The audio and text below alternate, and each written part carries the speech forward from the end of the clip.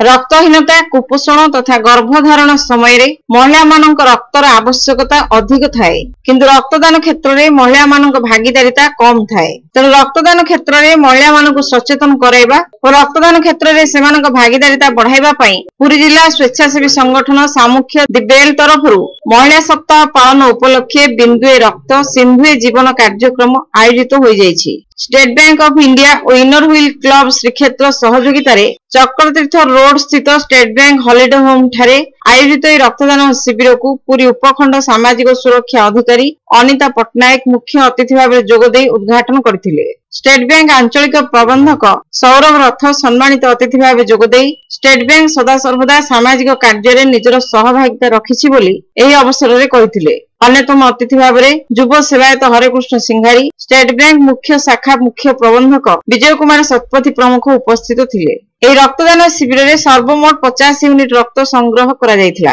एही अवसर में अंग शरीर दान कार्यक्रम आयोजित होइथिला। 15 जन अंग और शरीर दान करथिले। दिबेल अध्यक्ष सिद्धार्थ राय इनर व्हील क्लब श्रीक्षेत्र संपादिका राजलक्ष्मी दास समस्त रक्तदाता मानक प्रशंसा पत्र प्रदान करथिले।